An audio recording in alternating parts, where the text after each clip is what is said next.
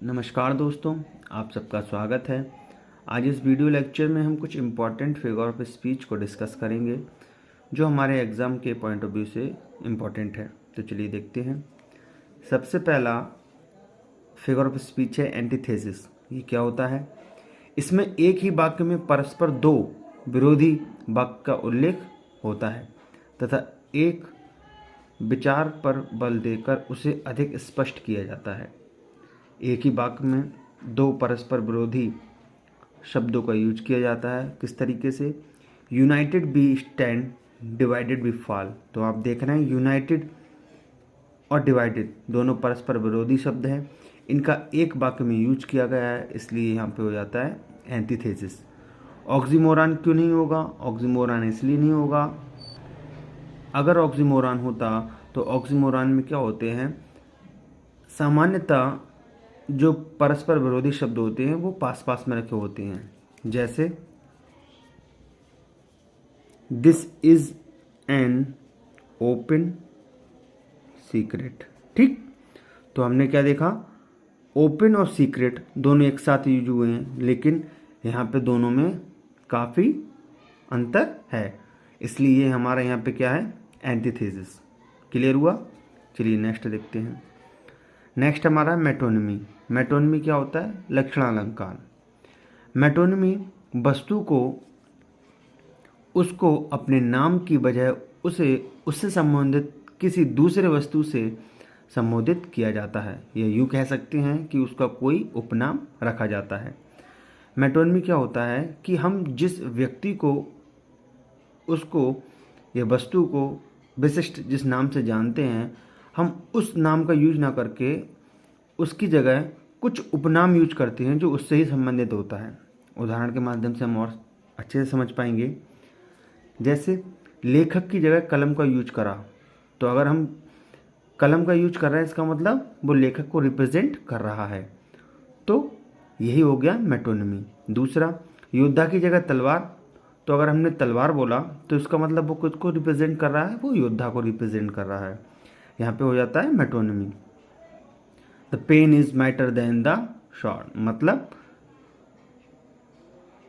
Pen तलवार से ज़्यादा धारदार है। तो इसको यहाँ पे जो तलवार का मतलब योद्धा है और पेन का मतलब लेखक है। ठीक है, इसलिए इसको हम यहाँ बोलते हैं मेटोनिमी। नेक्स्ट, पन। पन को हम बोलते हैं श्लेष अलंकार। इसमें शब्दों के अर्थ को बहुत ही मजाक के रूप में प्रेजेंट किया जाता है। मतलब पन में क्या होता है कि हम शब्दों को बहुत ही मजाकिया रूप में प्रेजेंट करते हैं। किस तरीके से? N ambassador, a man who lies abroad for the good of his country. यहाँ देखें आप, अब यहाँ मजाक बनाया जा रहा है कि एक राजपूत अपने देश की भलाई के लिए या भले के लिए दूसरे देश में रहता है। तो इनमें हम देख पा रहे हैं कि अपने देश की भलाई करना है उसे, और वह दूसरे देश में रह रहा है। तो यही हमारा क्या है, पन। ठीक, चलिए नेक्स्ट देखते हैं। नेक्स्ट हमारा है क्लाइमैक्स। बहुत ही इंपॉर्टेंट, और आपने कई बार सुना होगा, महत्व के बढ़ते विचारों की श्रृंखला को क्लाइमैक्स कहते हैं। जैसे कहते हैं ना फिल्म देखते हुए कि अब इसमें क्लाइमैक्स आने वाला है, तो उसमें क्लाइमैक्स में क्या होता है कि आप जो भी कार्य कर रहे हैं या देख रहे हैं, तो उसमें उसके महत्व के जो हैं वो विचारों की श्रृंखला में हल्के हल्के इंक्रीमेंट होता रहता है। जैसे I laugh, learn, I leap, I sing, I dance for joy. तो आप इसमें क्या देख रहे हैं, या इसको हम और सरल करें तो मैं आया, मैंने क्लास में एडमिशन लिया, फिर मैंने मेहनत से पढ़ाई की, एग्ज़ाम दिया और टॉप कर गया, और आज मुझे अच्छी नौकरी मिल गई। तो आप यहाँ क्या देख पा रहे हैं कि जो महत्व के बढ़ते विचारों की श्रृंखला, तो इसमें हल्के हल्के जो उसका इंक्रीमेंट हो रहा है, तो इसी को हम क्लाइमैक्स बोलते हैं। एजोनेंस, स्वर साम्य, इसको क्या बोला जाता है? चलिए देखते हैं। इसमें स्वर ध्वनि को एक ही लाइन में बार बार दोहराया जाता है। स्वरध्वनि मतलब वॉल्यूम को, वॉवल को। Dear, come near and fear not.